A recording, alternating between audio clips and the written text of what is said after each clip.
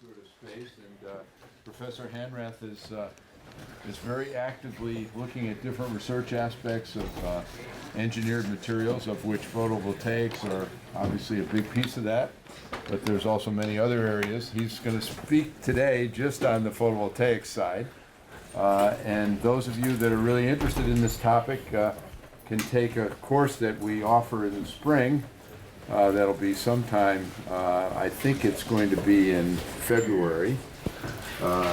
That's a month-long course on solar energy. Is this the same talk for the solar energy course last semester? I doubt it, because everything gets updated all the time in solar photovoltaic, for sure, because the costs change and the international situation is constantly evolving. So something new every month, essentially. Yeah. See what we can do about the work.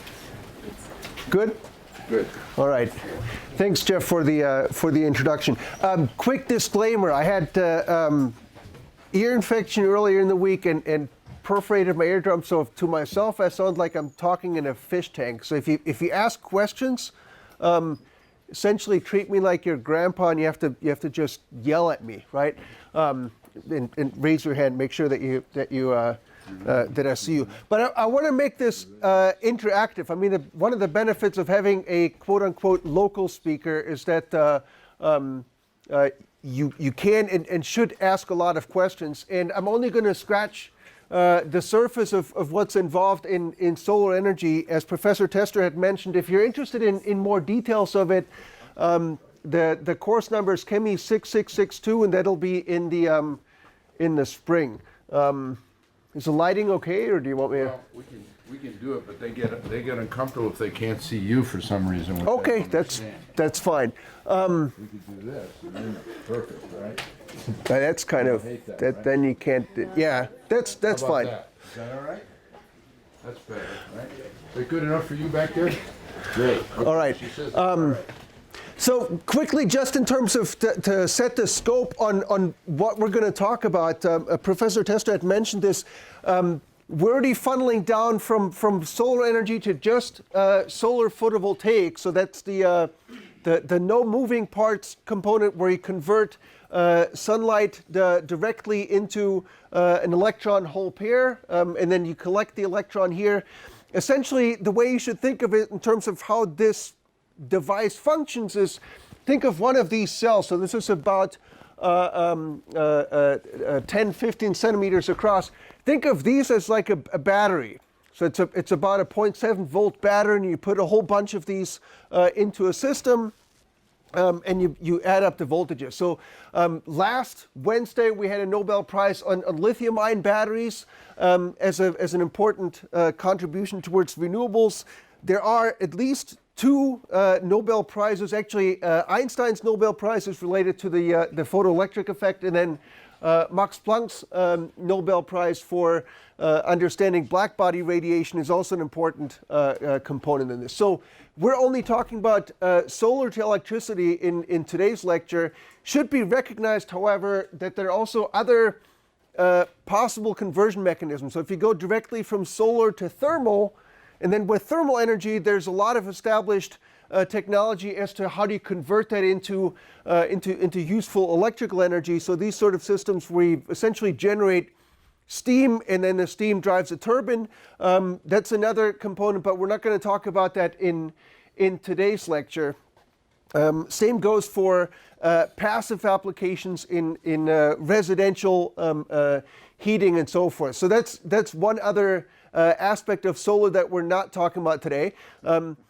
Fusion is also not something that we're addressing in this lecture, but essentially it's a fusion reactor, except that in our case that's located at the center of our solar system. And then the other one that I want to put on here is solar fuels. Essentially anything that we're doing now in the form of fossil fuel as an energy source is solar energy. It's just that it was generated millions of years ago, converted in the form of carbon-carbon bonds stored underground until now. So effectively, the solar fuels or any carbohydrates that we're hydrocarbons that we're combusting now are a form of solar energy. There are also efforts now to try to convert taking CO2 as an input, converting that into hydrocarbons directly. It's just that we're at the very beginning stage of really understanding and controlling that. So I'm going to focus mostly on what's in the left-hand side here. To give you a quick perspective on all of the different things that are considered within the solar energy, even just the photovoltaics, it's not just a discussion of here's how a silicon solar cell works, here's how an organic solar cell works, and how different aspects are manufactured, but there are also important and interesting considerations with regards to how do you actually deploy them, and we can talk about some local examples. System integration is a really interesting question, especially if we're talking about integrating, say, upwards of 5, 10, 15% solar into the overall energy portfolio. This essentially defines the urgent need for more efficient energy storage technologies, because ultimately that's the Achilles heel. You can't go towards 30%, 50% solar unless you have some way of actually storing electricity for sort of both the predictable and unpredictable intermittencies. Trade, that's an important consideration with regards to tariffs on solar panels manufactured in China, introduced into the US. Installation and financing, and I'll talk about some local examples of that.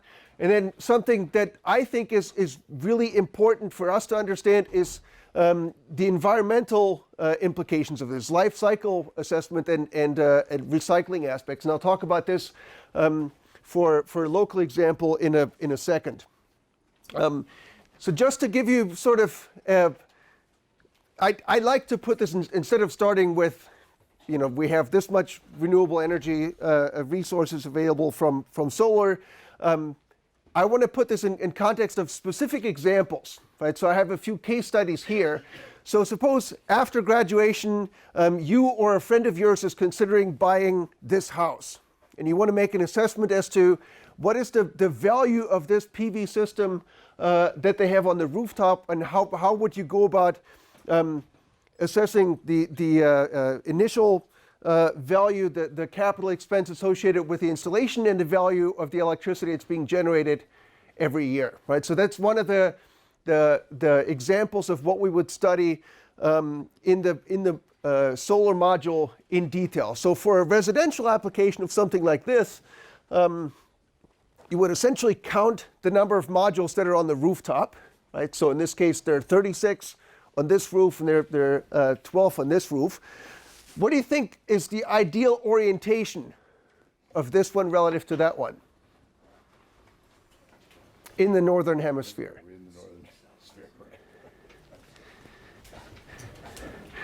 Go ahead. Facing south.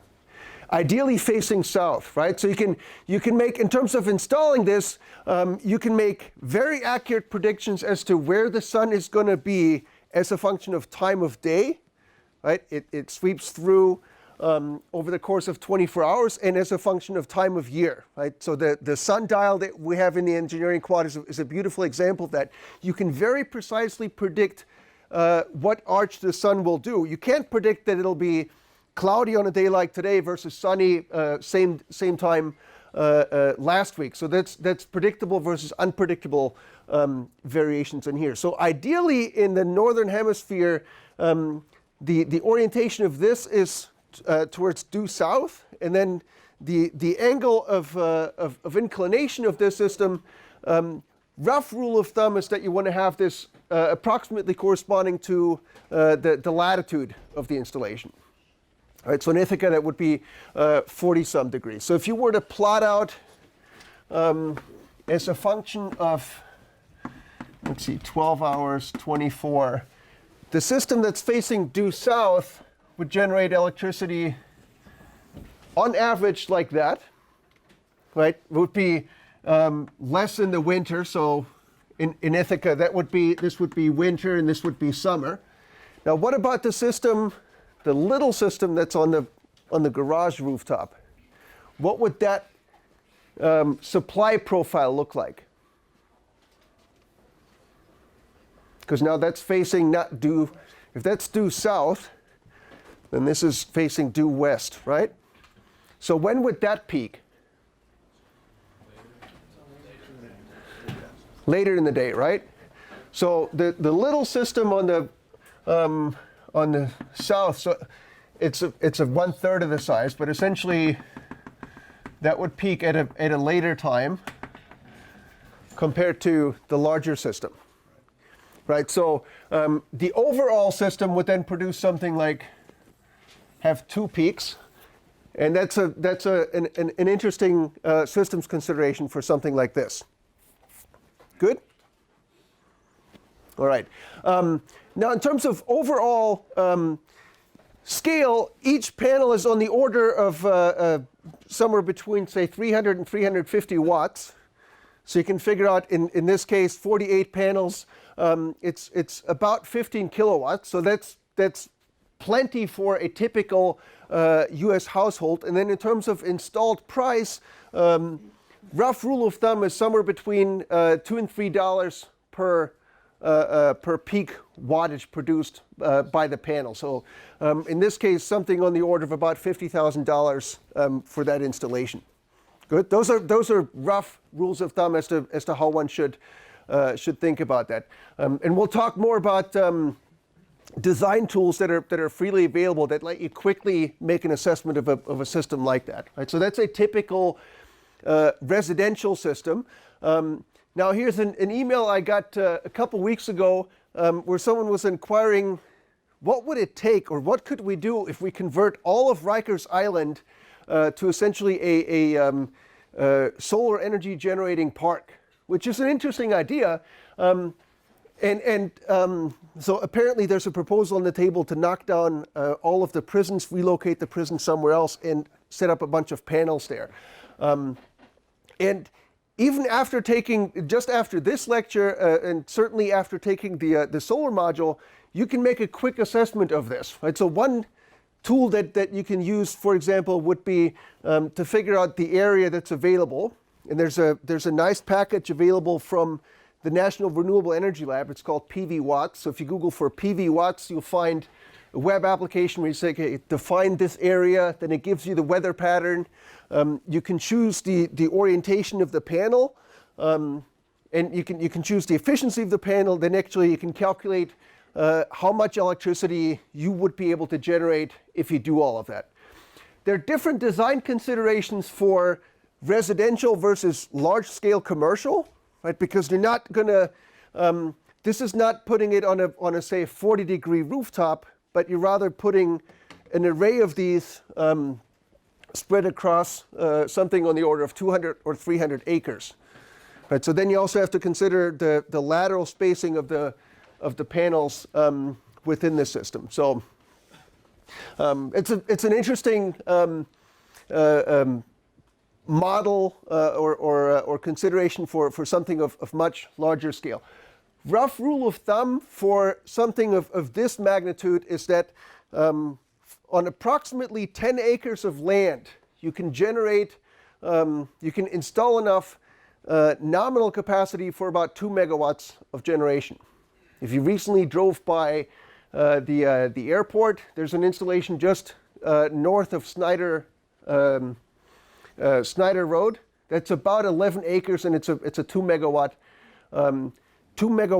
nameplate capacity, right? So that means that at noon on a sunny day, the maximum power output of that system would be 2 megawatts. Now, the overall capacity factor throughout the years is much worse than that, on the order of 15% or so. But that's at least on a sunny day at noon, you can generate about 2 megawatts. How much does Cornell need in total? Electrical. Go ahead. 30, right. So 30 is that's the power plant 2 gas turbines is generating about 30 megawatts. So there are 2 megawatts from Snyder Hill Road and a few other ones. And I have real-time data that we can dial into in a second. So today, not so good. Right? Last week was much sunnier, but in terms of real-time electricity generation from PV, right now, not so good. So you would have similar sort of variability here. And then here's the third case study. This is also contemporary. In a storage facility right next to the power plant that I just mentioned, we're working with a leftover of about 1,200 panels that I've had access to since about May of this year. So what happened is that east of campus, there's a large farm that was installed between January and April of this year.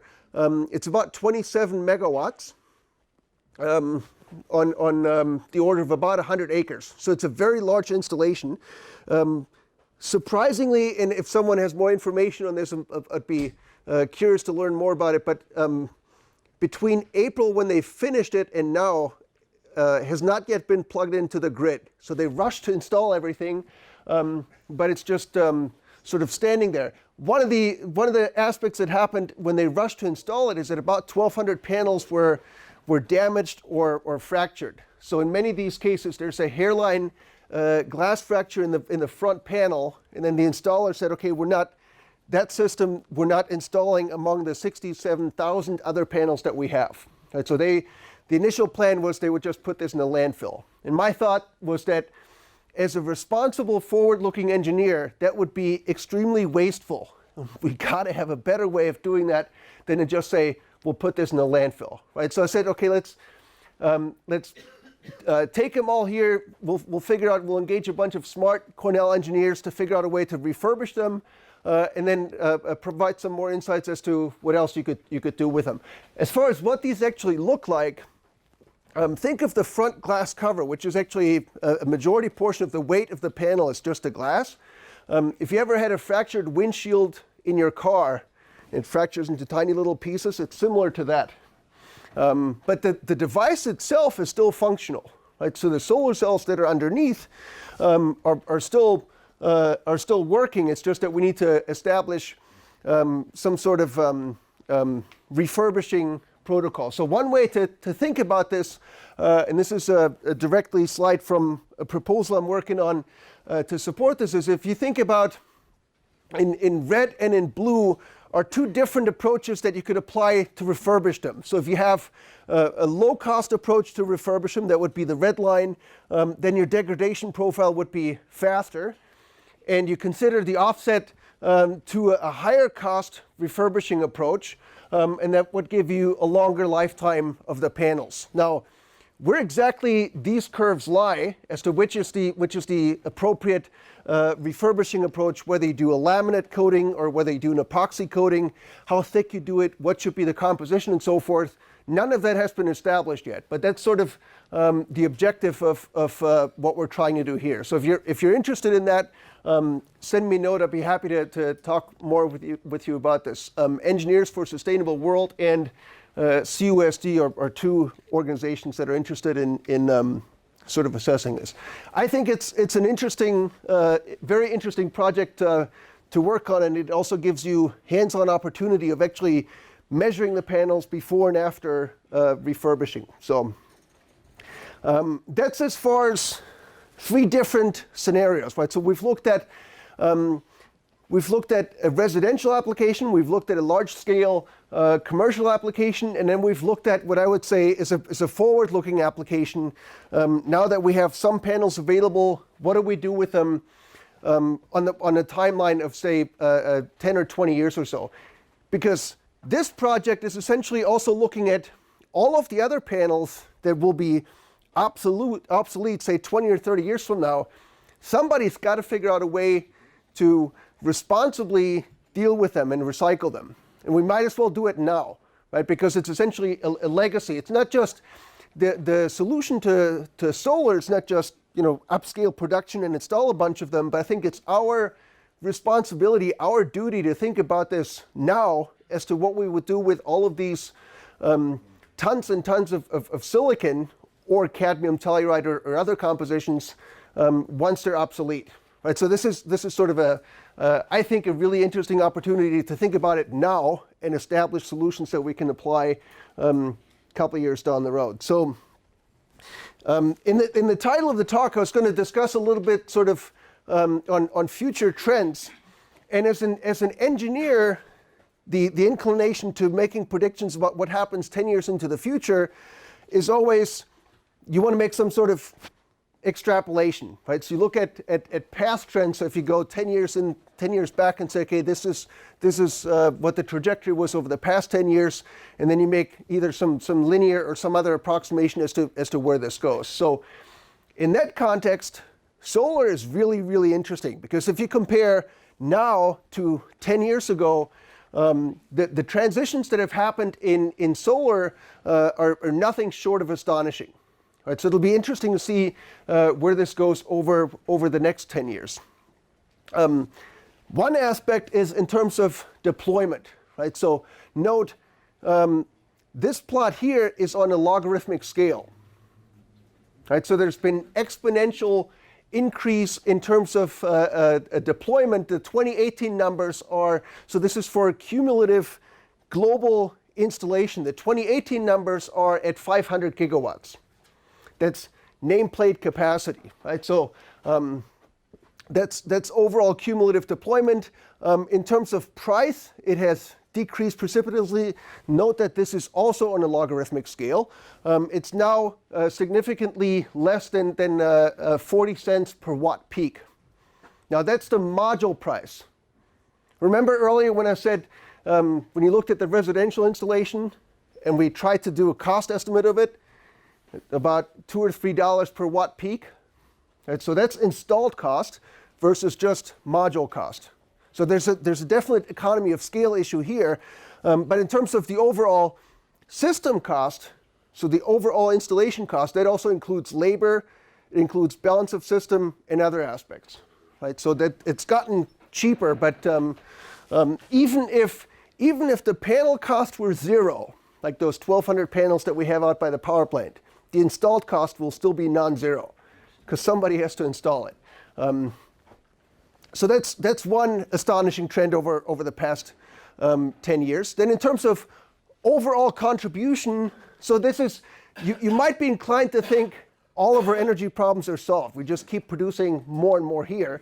But I think you have to put this in context, right? If you look at overall contribution of solar, now this is just within the US and just electric, it's still relatively small.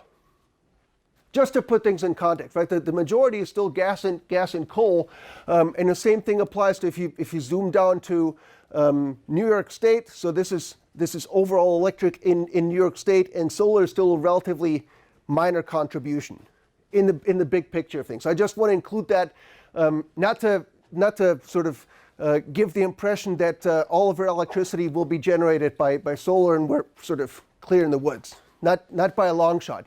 But I think the trajectory is very, very inspiring. And the little facility on Snyder Hill Road, that's one of the ones here. And the 27 megawatt installation, that's not online yet, but a lot of positive trends in that direction. So cost is one. The other one that is equally fascinating from a scientific and from an engineering perspective is this plot here, which is published by National Renewable Energy Lab twice a year. So far too much information on here than I can reasonably cover, except to point out towards one very popular example here. So these are different photovoltaic technologies that have been developed since the 70s to now, and essentially their evolution in terms of efficiency. And a really interesting one to point to is these orange dots here. So the perovskites, which have just come online in, say, 2013, 2014, started at around 10% and are now at 25%. Right? So 10 years ago, remember that plot that I had where you just look at the field, the state of the field in 2009, that wasn't even on the horizon. And in the history of all of photovoltaics, there hasn't been such a pronounced meteoric rise in terms of efficiencies. So this is really interesting. Specifically from an engineering perspective, if it were, say, around 2005 or 2010, you might think, gee, people have looked at solar cell materials since the 70s. Probably all of the interesting materials interesting discoveries with regards to semiconducting materials that you can use in a solar cell have probably already been made. Wrong, right? So this wasn't discovered until on the order of 5 or 10 years ago. So this is really interesting. Is it going to replace silicon 10 years from now?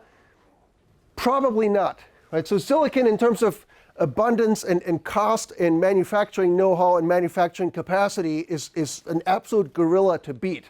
So you have to be careful if you're looking through the literature and people say, you know, we've developed this revolutionary new material and it'll replace all of what you have now in terms of silicon. Probably not going to happen. But that's not to say that they're not interesting niche applications for where this might become an interesting technology to look at. One of the important problems is that this specific material, so these are perovskites, it's a type of crystal structure, they're not stable when exposed to water. And they're also not stable when they're cycled several times. So to make a solar cell that lasts for 20 or 30 years out of silicon, that's reasonably well established, I think you still have to think about design for sustainability and think about 20 years, after 20 years of use, how do you take it apart such that you can recycle it as easily as you can recycle, say, a lead-acid battery?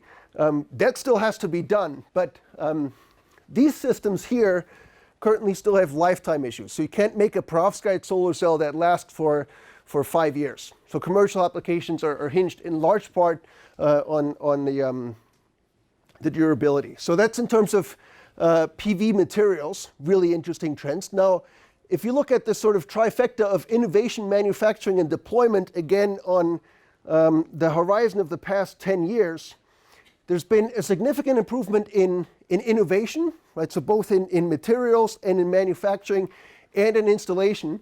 And the rapid decline in cost, so this is less than 50 cents per watt peak, and the annual deployment was on the order of 100 gigawatts in 2018. Right? So those are, I don't think it's an exaggeration by any means to say that this is revolutionary, but there's still a long way a long road to go as far as having this as a substantial contribution in the overall energy portfolio, as I mentioned earlier. So what's interesting is that in this case, so this is a report from 2013, the way this picture panned out in a global sense is that back then it was essentially most of these inventions were in the US, most of the manufacturing is in China, and then most of the installation is in Germany. Now you could say, so now this is 6 years later, some of this has shifted. So that most of the installation is now actually no longer in Germany. That's because their installation incentives have been dialed back. So China is actually installing quite a bit of this, but the manufacturing in China is still dominated. Right, so back when I started teaching the solar module with Professor Tester back in around 2009 or so, the Chinese contribution towards global PV production was somewhere on the order of 30 or 40%, and it's now upwards of 60%. And that's while the rest of the global market has also been growing at double-digit percentage in terms of capacity, right? So that's nothing short of revolutionary in terms of the production capabilities. And the thing that has changed between 2013 and now is the issue of tariffs on importing these cells, but it hasn't really impacted growth that much. Now, here's an interesting one in terms of actually projecting forward. I mentioned you ideally as an engineer to make these sort of predictions, you look back for the past 10 years, and then you make a forward-looking projection as to where this goes. And that's essentially what this organization has done. So International Technology Roadmap for Photovoltaics, it's essentially the analog of Moore's Law, except in this case for photovoltaics. So the projection is as follows, that photovoltaics will grow from, in 2018, it was about 100 gigawatt peak installed per year. It will grow over the next, say, 10 years to a peak production rate in 2030 of about 220 gigawatts. But then it'll decline between 2030 and 2050 to 100. What happens? So there's an increase and an increase and an increase. Why do you think there would be, what would be the justification behind this sort of non-monotonic increase? Go ahead. You have to reach your carrying capacity. I'm sorry? You have not reached your carrying capacity, like for the actual number of solar panels meet the market. Right. So it's a capacity issue, right? You saturate the market at some point, and then if you look at the peak, the time difference. So this is cut off a little bit, but between here and here, it's approximately 30 years, right? So it's admittedly it's an oversimplified model, but it's a good place to start, and it underscores what I mentioned earlier, is that once you reach this peak capacity, all of the panels that have been installed 20 years prior will now become obsolete. And I think we have an absolute responsibility to do better than to just say, let's grind them all up, which is what is the current philosophy on this. Right? So that there's got to be a better way to do that, to essentially either disassemble the cells or refurbish the cells, there's not such a large economic penalty associated with essentially replacing everything. Right? That would be sort of my key takeaway or inspiration out of this prediction here, is that we have a responsibility to think about cradle-to-cradle design or design for sustainability. How do you design it now such that it's low cost to produce, that it's competitive with what you have, but that it's easy to recycle 20 years down the road? From an investment perspective, that's often difficult, right? Because investors, specifically with emerging technologies, would look at, okay, what's my payback in 5 to 10 years? They don't care so much about what happens on a 20-year horizon, but we as engineers, I think, have that as a very important responsibility. So that was one projection. Now, other interesting projections. This is from a more recent paper in Nature Energy. So this is actually George W. Bush quote, at least that word.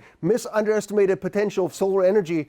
In a nutshell, that report can be summarized as over the past 10 years or so, any projections that have been made about the growth of photovoltaics have consistently underestimated or misunderestimated the actual growth. Right? So that's interesting if you look at the growth percentage over the past couple of years. So on the order of about 20%. So I think that's quite remarkable looking forward. So then with that in mind, you can make future projections about the installed capacity. So this is on the order of 100 gigawatts, which is where we are now, and where this will go over, say, the next 10, 15, 20 years or so. So interesting, definitely interesting projections in that regard. Now, let's look at actual. This was not just a presentation, so there are actually questions in this. One of them is in terms of resource assessment. Right? I've discussed a small residential and a commercial application. Now, you might hear something like this in the news, just to get a sense for how much could we possibly do. Enough sunlight hits Earth in 1 hour to power the entire planet for 1 day, 1 week, 1 month, 1 year, or 1 decade. Show of hands for 1 day. 1 week. 1 month. 1 year. So you've maybe seen it before. 1 decade. So if you go through the math and if you calculate, you can essentially do a simple estimation of the Earth as a sphere, and then you have the projected area, and then on an area basis, it's about 1,300 watts per square meter, and you can compare that to what we currently quote unquote burn. I recognize I have 2 number 3s here. You can then back that out, and you would essentially see that if you capture everything, you have about enough energy in 1 hour to power the entire planet for electrical generation for 1 year. That's just to give you a rough sense of scale. And so these would be the numbers that are involved in that. So here's our fusion reactor. And the distances and the respective geometry is well defined. You can calculate from that for how long that would actually run. Now, in terms of an actual assessment, a number that you often see in characterizing solar photovoltaics is, for example, on the back of a panel, if it says this module generates 350 watts under standard AM 1.5 conditions. What this AM 1.5 means, so AM is air mass, and it's essentially a calibration for 1.5 corresponds to a latitude of about 42 degrees. It's essentially how much air mass does the sunlight go through before it hits your panels. Right? So if it comes in at this angle, you can figure out how much air goes through, and the intensity of the sunlight is attenuated the more air you travel through, right? So this is just the one that it's standardized for, and this is the spectrum, right? So if you integrate all of this extraterrestrially, so this one would be about 1,300 watts per square meter, and under ground conditions, it's about 1,000 watt per square meter. And that's the total energy incident on the panel. So that's quote unquote standard conditions. Now, problem is, sun doesn't always shine, Earth rotates, there are cloudy days like today, so you actually have, like I mentioned before, very precise variations, and then these unpredictable variations. If you average it out, it's about 200 watt per square meter. Or if you do it on an energy basis, 5 kilowatt hours per square meter per day. So if you knew what your electricity bill was and you knew how much you actually need, you can use these sorts of figures to make some estimate for what area of solar panels do you need. So this 200 is for the incident photonic energy, right? Not necessarily not electric. That's not electric. So this is rough rule of thumb, module efficiency somewhere around 20%. So there's not all that you can capture. So you definitely need some storage if you want to do anything at night that involves electricity. So another way to this, I think, is a nice visualization of the same question that we had earlier. If you look at all of the fossil fuel reserves compared to our current energy demand, and compare to that how much you have incident, so take the entire projected area of Earth, and then 1,300 watts per square meter. It's overwhelming, yes, but you could make a similar plot like the one I showed before. Our current contribution from solar is still relatively small. There's just a lot of room for improvement. So that's I think an interesting consideration. And the intermittency is, as I also mentioned before, that's the Achilles heel. Right? It needs to be done in combination with other renewables that have a different time dependency and deployed with storage technologies. Now, this is another plot that we have from the solar energy module.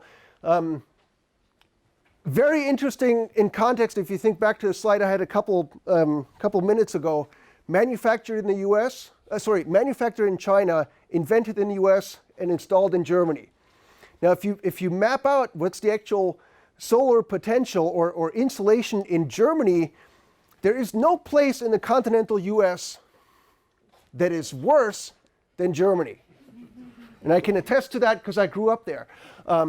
Right? So then if you were to just look at this from an engineering perspective and say, okay, I could either install my panels somewhere in, say, Nevada or Texas or Germany, you would, of course, go there. Right? But it's not, this is to underscore that it's not just a simple problem of where do you have insulation, that's where you should install it. There's also deployment aspects, incentives and so forth that factor in, that drive where these systems should be installed. Alaska is about as bad as Germany is, as far as insulation is concerned. Now, other quick numbers that I think are useful to keep in mind if you're driving around and looking at solar installations, just to get a rough sense for how much can be generated. For a typical panel, so if you look at a 1 square meter basis, a typical panel is actually 72 of these small cells. So it's roughly 1 meter by 2 meters. And there's a practical reason for that. Why would you, in terms of economy of scale, you could say, well, if we make them 2 meters by 2 meters, then we would only need to install 30,000 instead of 60,000 for the Game Farm Road. For practical reasons, why might that not be a good idea? Keep the installers in mind. Go ahead.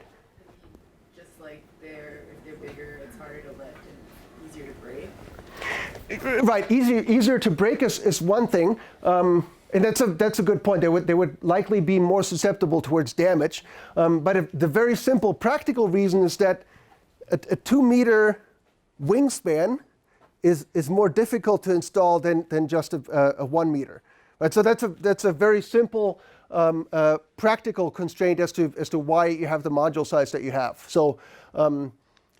This is again per square meter per day, so 4 kilowatt hours per square meter per day is roughly what you could expect in most of the U.S. And you can easily look up what this would be in Ithaca versus Canada or Nevada. If you go to PVwatts.com, you just put in your coordinates and you can get a quick estimate of what this is. And again, rough rule of thumb for cost is for residential, somewhere around $3 per watt peak for the installed cost. Currently, there's a limit to how much further that can be pushed down. So these are actual data from Ithaca over time of day and day within the year, and that gives you essentially this average here. How are we doing on time? Until when are we going? We've got 10 minutes left. 10 minutes, okay. So for those of you that are, if you're curious about what would it take, right? Suppose you either, say your parents or someone else have a house and they ask you, hey, you have some knowledge now about solar. What could we generate if we put panels on, say, our rooftop in the garage or something? If you go to PVwatts, you can easily put in either define the system size, or there's now in the new version there's also an option to just go to Google Maps and you can map out the rooftop. You can specify module type. You can specify the array, whether it's on the rooftop or ground mounted. And then tilt and azimuth. These are, so if it's 180, that essentially means due south. Suppose you have a rooftop that's due west, you can just put in 270 here, and then it allows you. This essentially takes regional insulation data averaged over the past 20 years or so to then provide you an estimate as to how much could you actually generate. And you can also put in the electricity cost down here. Right? So it's an interesting and very quick tool to just get sort of an initial assessment. And that's in fact what I used when the folks from New York City inquired about what could you possibly do with 250 some acres on Rikers Island. That's the first pass. If you want to go into more depth, there's also another tool also available from NREL called SAM, System Advisory Module. Then you can actually specify, I want this specific manufacturer, and you can put in a lot more detail, but in terms of what you get out of it for an initial assessment, it's quite similar. So with that, you can do assessments of something like this. This is an example of what we have in the solar module. What is the relative benefit of having a roof-mounted installation versus a ground-mounted installation on a 2-axis tracker? And you find, actually, they're both of these in Ithaca. There's one on Fries Road, for example. The two-axis tracking system, essentially, so in terms of installed cost, you have to have the concrete pad, some additional mechanics and electronics. But essentially what this does is it sweeps through at 15 degrees per hour wherever the sun is, time of day. And then in the summer, it's pointed higher or lower relative to the winter? Higher? Higher, right? So in the summer, it essentially sweeps out like this, and in the winter, it's lower. So ideally, this panel, the normal of this panel always points towards the sun. So you have more power generation from the two-axis tracking system. That would be this. And this is actually for Ithaca data, versus a fixed angle for 43-degree rooftop. That would be the power generation for the rooftop system. And now, to make an assessment as to should you install this system or that system, you have to look at essentially what's the net present worth of that electricity generation extra that you have here compared to the additional cost associated with the two-axis tracking system. Right, so that's an interesting optimization to run. System advisory module I already talked about. Just in terms of, let me close with a couple different examples. When people talk about residential installations, so somewhere between, I would say, 1 and 20 kilowatts. The example we had earlier was on the order of 15 or so, depending on how much you need and how much you may want to feed into the grid. So a typical roof-mounted installation is on that order. Commercial systems, 10 kilowatts to about 10 megawatts. So this is one of the things that changes every year. The system out by Game Farm Road is 26 megawatts. And then utility scale systems on the order of 1 megawatt to, these are now upwards of a gigawatt. So there's some very large installations. And in that case, actually, the technology might be different. First Solar would be an interesting consideration. They're very heavily invested in very large scale installations at the utility scale. Right? So you can just, again, to calibrate you, the 26 megawatt installation out in Dryden by Game Farm Road, that's on the order of 67,000 panels. So you can approximate how much these are, right? So that's an interesting economy of scale. And I guess that was the record in 2016. I haven't kept track as to what it is now, but just in terms of area, quite impressive in that sense. So let me, I guess that's. I want to close with this as a local example because I have one more question in here. Should be okay in timing, right? Yeah, we're good. Yeah.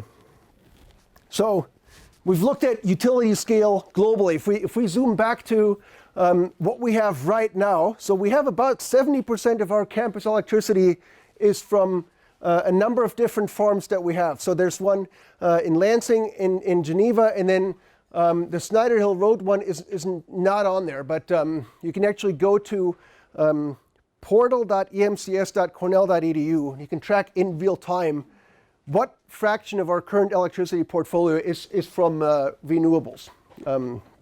So that's an interesting example. This is real-time data. So these are the four. These are limited to 2 megawatts. There was some, I don't understand why, but some limitation for the largest ground-mounted installation up until a year ago was limited to 2 megawatts. That limitation has been resolved, and this is over the past 7 days. So this is right now.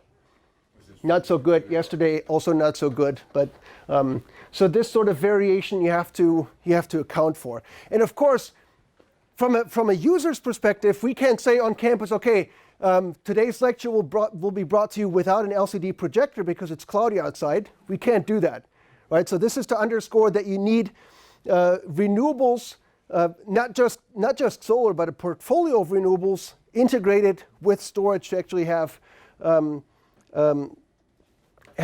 some standard electricity generation here on campus. Now, I'll close with this as the last pop quiz. That's the 2 megawatt installation by the airport. That's about 11 acres. And if you're wondering why didn't they just flatten all this out, there's some ecological considerations for why they left this intact. So that's much to the credit of the installer. So let's see if you remember from one of the rules of thumb that I had earlier. This is 2 megawatts, about 6,000 panels. How much did Cornell University invest to install the 2 megawatt farm on Snyder Hill Road? $200,000? Show of hands, $200,000. This is not like the Price is Right show, but 400,000. 2 million? It'd be about $1 per watt. 4 million? Phew, zero. Zero. Why zero? Oh, you've taken the module, right? Yeah. So correct answer is actually zero. Cornell didn't pay for the modules. Cornell said, hey, we have some land available close to the airport. If somebody else wants to come in and essentially take the hit for the initial CapEx, we'll enter what's called a power purchase agreement. So Cornell signs a contract that says, okay, Distributed Sun, you take the hit for installing the panels. You pay whatever, the $4 million or so. They install it, they sign a contract, and they're guaranteed sort of a revenue source over the coming 20 or 30 years. I forgot what the details are. But Cornell doesn't actually pay for the capital expense of the initial panels. They just enter into a contract that we're agreeing to buy for the next N years at some rate. Right, so that's an interesting example to round out what I had in the beginning. It's not just a matter of making more and making it better. There are also very interesting considerations with regards to the financing, the deployment. There are also legal considerations that I didn't get into. Should the PV panels be considered real property, which has implications on the taxes that are paid for it?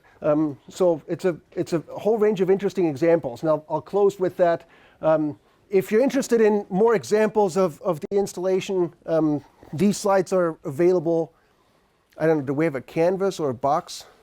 Yeah, those are. They're in Canvas, and we also record and put everything on our website. Okay, so you can take a look at those or send me an email if you have any questions or comments. So with that, I think now I'm officially out of time.